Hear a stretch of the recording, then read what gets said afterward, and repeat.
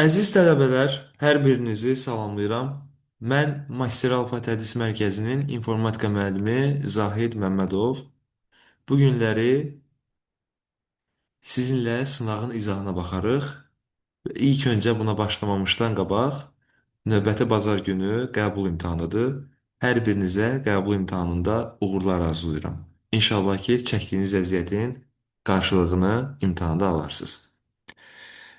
Başlayaq suallarımızdan 21-ci sualdan. Yazıb ki, Access proqramı ilə bağlı bir sualdır. Hansı sahə tipində verilənlər sadə deyil, yaddaşın başqa yerində saxlanılır? Bu sual üçün cavabımız long textdir. Long textdə bilirsiniz ki, 255 simvola qədər olanda biz short textdən istifadə edirik. Amma 255 simvoldan çox olanda isə long textdən istifadə edirik.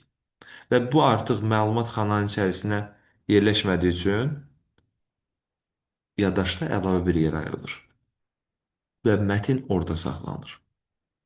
Qısa mətnin bu short texti məntiqi yes no-dur. O ilə obyekt bilirsiniz ki, o şəkillərin, nə bilim, videoları, musiqilərin, yəni multimedia saxlamaq üçündür. Currency, maliyyə, pul vahidi əlavə etmək üçündür. Burada isə cavab C variantıdır. Excel proqramında göstərilmiş lent qrupu harda yerləşir? Məlumatların qruplaşmaların ləğv olunması və bu datanın içində ən sonuncu hissədir. Baxın, bu hissədir. Ona görə bu sual üçün bizim cavabımız olacaq data. Növbəti sualda deyir ki, home lent tabının paragraf lent qrupuna aid olmayan əmr hansıdır? Yəni bunlardan hansı birini biz home-dan paragrafdan etmirik? Burada cavab font size-dır. Çünki font size home-da fontun içindədir. Yəni şriftin ölçüsü. Digərlərdə orada nə var başqa? Məsələn, sort var, number var. Baxın, sort budur. Sıralama. Number baxın budur. Abzasları nömrələmək üçün. Bullet, line spacing, bullet bax budur, marker əlavə eləmə, line spacing budur, sətir və abzaslar arası məsafə. Amma font size burada paragrafda deyil, fontun içindədir. Deyir, ağ-qara kvadrat təsvir yaddaşda 50 bayt yer tutur. Biz bilirik ki, bir şəklin həcmini tapmaq üçün biz üç şeyi bir-birinə vurmalıyıq. Bunun, belə deyək də, kvadrat olduğu üçün eni ilə uzunu eyni olur. Bir də vurmalıyıq rəng dərinliyinə və ya rəng tərtibinə. Burada da kvadrat təsvir dediyi üçün mən bunun enini də uzunu da a götürürəm və a-nı a-ya vuranda məsələn bu olur a kvadrat. Bir də bunu vurmalıyam rəng dərinliyinə. Ağ-qara dediyəndə ağ-qara monoxromdur. Monoxromda rəng dərinliyi olur 1 bit. Deməli, enini uzunluğu bir də rəng dərinliyini bir-birinə vuranda həcm alınmalıdır. Həcmdir 50 baytdır. İndi biz burada nə etməliyik? Sadəcə bir dənə baytı bitə çevirməliyik. Baytı bitə çevirmək üçün nə etmək lazımdır? Baytdan bitə keçəndə 2 üstü 3-ə, yəni 8-ə vurmaq lazımdır. Buradan alınır a kvadrat bərabərdir 400-ə, a bərabərdir 20-yə. Deməli, bu kvadrat təsvirin bir tərəfinin uzunluğu 20-yə bərabərdir. Alqoritm məsələnin həlli prosesi hər bir addımın sonlu zaman vasitəsi. Tələbələr burada sonlu sözünü görəndə çox vaxtı nəticəvili ilə qarışdırırlar. Nəticəvilikdə qeyd olunub ki, alqoritm sonlu addımlardan ibarətdir və sonda mütləq nəticə alınmalıdır.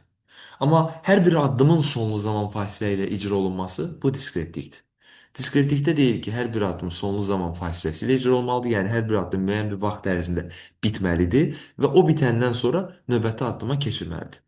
Ona görə bunun üçün cavabımız olacaq bu sualda diskretlik. Tələbə C diski, foto, şəhərlər, Bakı qovluğunda iş görür. Sonra o kataloq ağacında 2 səviyyə geriyə qayıdır. Buna bənzər bir sual son qəbulda da düşmüşdü. 26-cı 1-ci həftə. Bu suallarda bizə əgər deyirsə, məsəl üçün bir səviyyə geriyə qayıdır, biz sondan bir dənə qovluğu silirik. 2 səviyyə geriyə qayıdır, sondan 2 dənəsini silirik. 3 səviyyə geriyə qayıdır, sondan 3 dənəsini silirsiniz. İndi mən burada deyir ki, 2 səviyyə geriyə qayıdır. O zaman sondan 2 dənəsini silirəm. Şəhərlərlə Bakı. Sondan ikisi getdi. Sonra deyir ki, burada artıq mənzərə alt qovluğuna daxil olur və oradan da foto 20 JPG faylını silir. Silinmiş faylın tam adı necədir? Biz deməli, yəni bu fayla hardan daxil ola bilərik? C diski, foto, sonra mənzərə, sonra da bu fayl. Tam ad dediyi üçün hamısını götürürəm. C diski, foto, mənzərə, bir də foto 20 JPEG. Düzgün olmayan qovluq adını seçin. Ümumiyyətlə qadağan olunmuş simvollar və qadağan olmuş adlar çox vacibdir. Son qəbulda düşmüşdü bilirsiniz. Burada 9 qadağan olmuş simvol, bəzi adlar var. Məsələn, A variantında heç bir yanlış yoxdur. B variantında nida işarəsi var, amma bu qadağan olmuş simvollardan sayılmır. C variantında PRN əslində qadağan olmuş addır. Sadəcə bu ad hissəsində qadağandır, genişlənmədə yox. Ümumiyyətlə bu qadağalar ad hissəsinə aiddir. Yəni bu məsəl üçün Johndur, nə bilim, deyək ki, Nulldur, PRN-dir, Auxdur. Bunlar genişlənmədə olsa bir problem yoxdur. Yəni bunlar üçü də düzdür. Burada böyükdür, kiçikdir qadağan olmuş simvoldur. Ona görə cavabımız bizim baxın bu variantdır. Y variantında da burada plus işarəsi var. O da qadağan deyil. Ona görə də burada yanlış olan variant hansıdır? D variantıdır. Digər dördünə icazə var. Excel-də iş vərəqində limit 31 simvoldur. Yəni Excel-də vərəqin adı maksimum 31 simvol ola bilər. Baxın, burada qeyd olunub və vərəqin adında bu 7 işarəni istifadə edə bilməzsiniz. Bunun 5 dənəsi Windows 11-dəki qadağan olunmuş simvollarla eynidir. Qoşa nöqtə, slashlər, sual, ulduz. Amma orada məsələn böyük kiçik var idi, burada yoxdur. Orada dırnaq var idi, burada yoxdur. Orada düz xətt var idi, burada yoxdur. Məsələn, burada da 2 dənə transkripsiya mötərizələri var, bu 4-cü mötərizə. Bu orada yox idi. Ona görə bunları diqqətlə öyrənin, sual düşsə qarışdırmayın. Bu simvollar Excel-də qadağan olmuş simvollardır.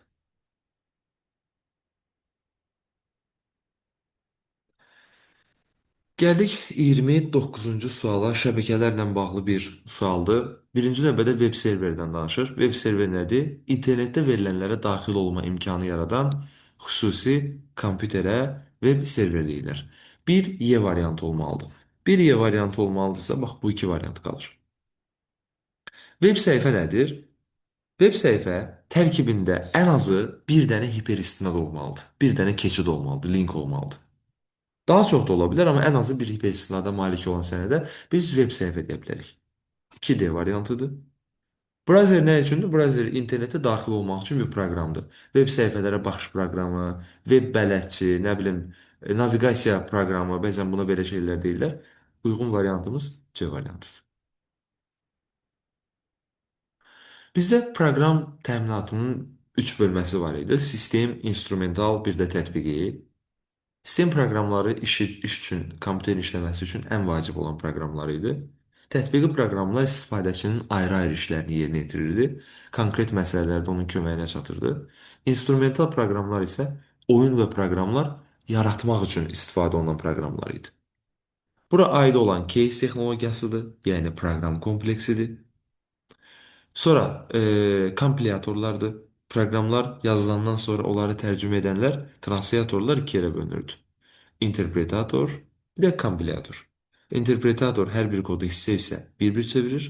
Kompilator hamısını birlikdə çevirir. Ona görə də burada bir proqram kompleksi, 3 kompilator, 5 interpretator, bir də translator. Məsələn, bu sistem proqramıdır. Bu sistem proqramıdır. Bu da sistemdir, amma bu tətbiqidir. Bu üçü sistemdir, bu tətbiqidir.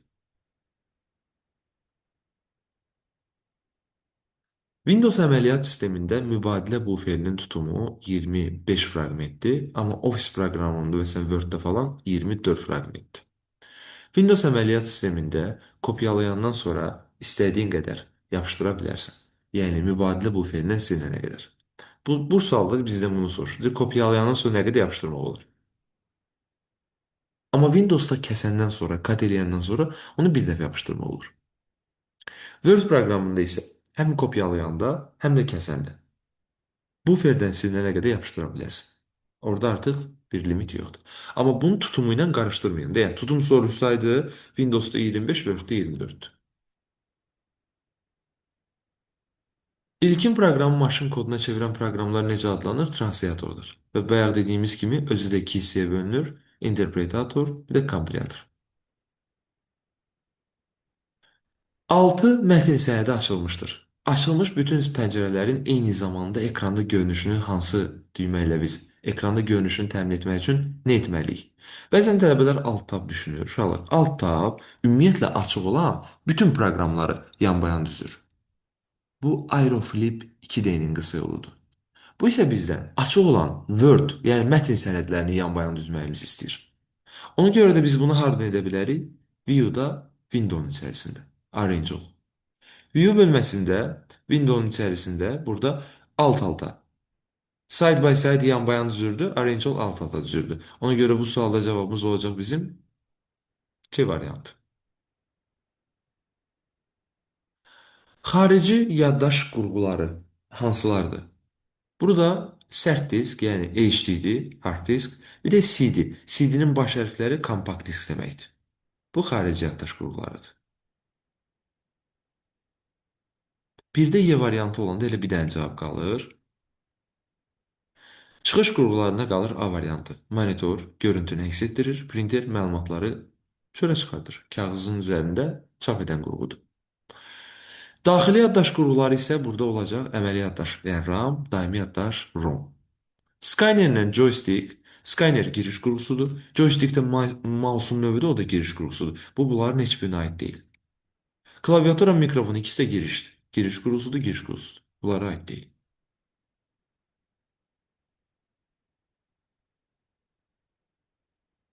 Mətin prosesorunda 4 dənə abzasımız var. 1, 2, 3, 4. Və buraya yazıram 1, 2, 3, 4. Baxın, burada gördüyünüz kimi 4 dənə abzasımız var. İkinci abzas seçilir və Ctrl X vurulur. Ctrl X-ə vuranda ikinci abzas nə olur? Buradan itir. Bunu buradan götürür. Gəldim buradan Ctrl X. Və bunu buradan götürdüm. Sonra birinci abzasın əvvəlinə gətirilir. Burada Ctrl V vurub bunu buraya yapışdırıram. Birinci abzasın əvvəlinə bunu buraya yapışdıranda bu gəlir bura. Sonra Enter düyməsini vuranda aşağı setirə düşür. Üçüncü abzas seçilir, Ctrl C vurulur. Belə olanda o kopyalanır, amma yerində də qalır. Kopyalandı və yerində də qaldı. Kursor 4-ün sonuna gətirilir. Əvvəlcə Enter vuranda aşağıya düşür. Sonra bunu buraya yapışdırırsan.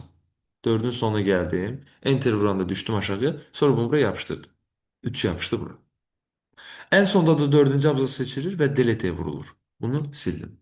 Bunu siləndən sonra ardıcıllıq necə oldu? 2, 1, 3, 3.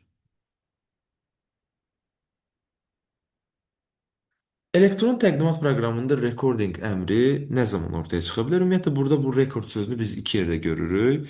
E, Hətta üç yerdə deyə bilərik. Bir insertdə burada record sound əmri var. Bu səs yazmaqdır. Mikrofon vasitəsilə səs yazmaqdır.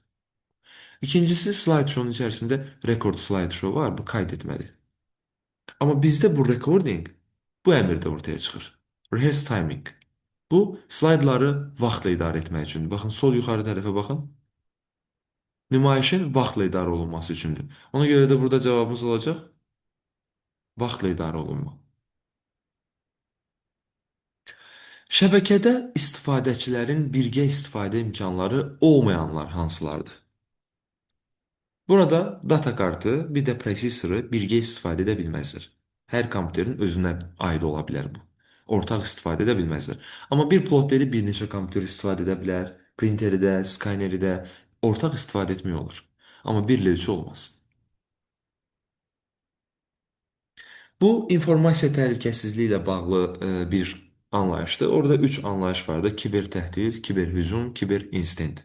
Kiber təhdiddə cümlənin sonunda amil və ya vəziyyət sözünü görəcəksiniz. Kiber hücumda müəyyən bir kiber məkan vasitəsilə qəsdən törədilən əməl. Biz bu sözü görəcəyik sonda. İnstant isə hadisə deməkdir. Hadisəni gördünüzmü? İnstant götürəcəksiniz. Çünki elə aşağı-yuxarı mənası da eynidir. İnstant və hadisə yaxın mənalı anlayışdır. Bunları açar sözlərini yadda saxlayın ki, siz tapa biləsiniz.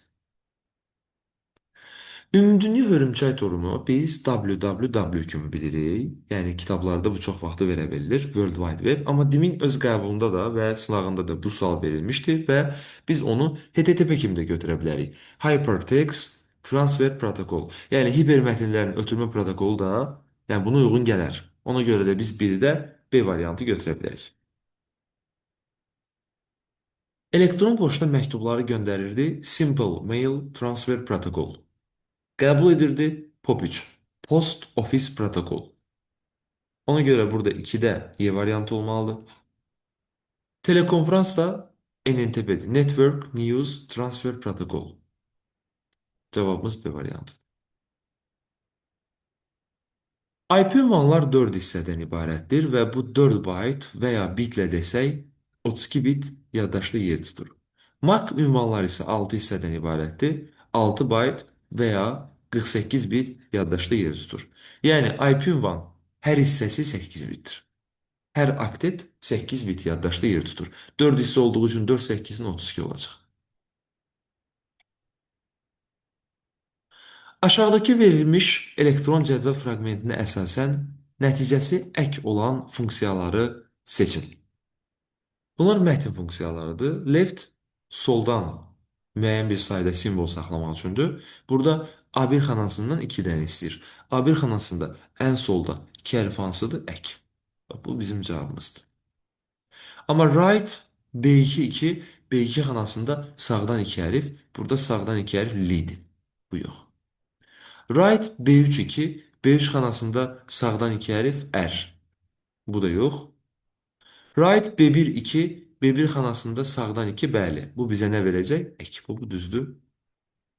Right A2 2 A2 xanasından sağdan 2 hərf götürəcəm. Bu da bizə ek verəcək. Left A4 2 A4 xanasında soldan 2 hərf götürəndə to alınır. Left A3 2 A3 xanasında soldan 2 hərf götürəndə Q alınır. Burada cevabı iki olanlar ek olanlar hansılardır? 1, 4, bir de 5.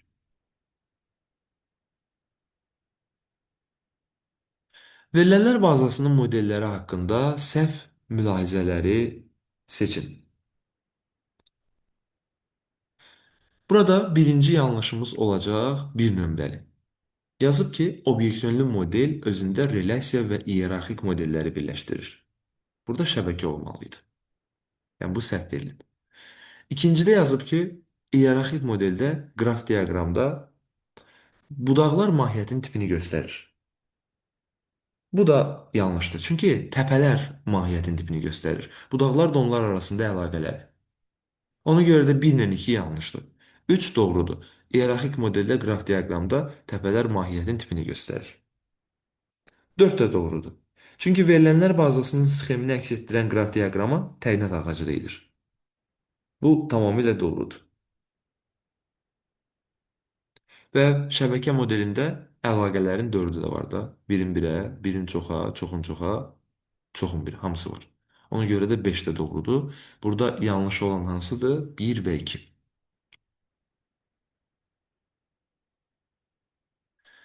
S dəyişəninin son qiymətini hesablamaq lazımdır.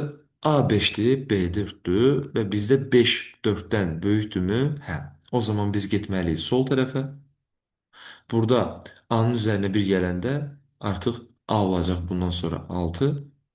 Aşağıda A-nın yeni qiymətini istifadə edəndə A-nın yerinə 6 qoyuram, B-nin yerinə 4 qoyuram. Bunları bir-birinə vuranda olacaq 24.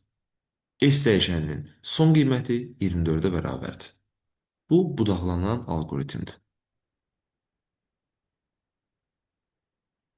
Doğru mülahizələri seçin. 123 ədədinin ikili yazılışında birlərin sayı 6-dır. Mən bunu oturub 1-1-2-yə bölə-bölə də tapa bilərəm. Ya da bunu 2-nin qüvvətləri şəklində parçalaya bilərəm. Bir dənə buradan 64 çıxır, bir dənə buradan 32 çıxır. 64, 32, 96. Qaldı 27. 27-dən bir dənə burada 16 çıxır, qaldı 11. 11-dən bir dənə burada 8 çıxır, bir dənə 2 çıxır, bir dənə də 1 çıxır. Bunu 2-nin qüvvətləri şəklində parçaladıq və burada neçə dənə 2-nin qüvvəti varsa, o qədər də 1 var. Həqiqətən də burada 6 dənə 2-nin qüvvəti var. Deməli, həqiqətən də burada 6 dənə 1 olacaq. Bu düzdür. 16-lıq say sistemində biz bilirik ki, 0-dan 9-a qədər rəqəmlər, bir də A-dan F-ə qədər simvollar var. Ən böyük rəqəmli ədəd deyəndə ən böyük simvolundan 2 dənə yan-bayan qoyursan. Ən böyük simvol F olduğu üçün 2 dənə yan-bayan qoyanda ən böyük rəqəmli ədəd həqiqətən də FF alır. Ən kiçik iki rəqəmli ədəd isə 1 və 0-dır. A deyil, A 1 və 0-dır. Və 16-lıq say sistemində ən kiçik iki rəqəmli ədəd 16 deyil, 1 və 0-dır. İkili say sistemində ən kiçik üç rəqəmlər də 111 deyil. İkili say sistemində ən kiçik üç rəqəmlər də deyəndə bunun simvollarından biz ədədi minimum 1-dən başlada bilərik. Amma yanına ən balaca nə qoya bilərik? 2-dən 0 qoya bilərik. Ən kiçik üç rəqəmlər də 100-dür. Bu da səhvdir. İkili say sistemində ən kiçik üç rəqəmli ədəd 100-dür və 16-lıq say sistemində ən böyük iki rəqəmli ədəd FF-dir. Deyir bunların cəmi 10-luq say sistemində 259-a bərabərdir. Hər ikisini 10-luğa çevirib toplayaq. Bunun üzərinə yazıram 0, 1. Bunda 0, 1, 2. Yuxarıdakında F 15'dir. 15 vurulsun 16 üstü 1. 15 vurulsun 16 üstü 0. Bu 255'dir. Aşağıdakında 1 vurulsun 2 üstü 2. Bu da bize verir 4. Həqiqətən də bunları toplayanda 259 alır. Düzdür? 64 ədədi də 2 üstü 6-ya bərabər olduğu üçün biz bunu 2-liyə çevirəndə bir dənə 1, 6 dənə 0 alacağıq. 2-nin qüvvəti olan ədədlər üçün belə bir qısa yol var idi. Məsələn, 128 2 üstü 7 idisə, bir dənə 1, 7 dənə 0-dır. Bu 2 üstü 6 idisə, bir dənə 1, 6 dənə 0-dır. Bu da səhvdir. Burada 1, 2, bir də 5 düz olacaq. Və sonuncu sualımızda slaydlar bizdə həm home-da var, həm insert-də var. Amma bu görünüş home-da olandır. İçərisindəki digər əmrlərdən tanımaq olar. Insert-də sadəcə new slide-ın özü var. Bu home-a aid olandır. Birdə olmalıdır C variantı. Proofing demək olar ki, elə bütün proqramlarda bu qrammatik, orfoqrafik səhvlər review-nun içərisindədir. Ən baş hissəsində. Ona görə 2-də olacaq burada A variantı. Temalarda burada yerləşir dizaynın içərisində. Baxın, bu gördüyünüz hissə. Ona görə burada da olacaq D variantı.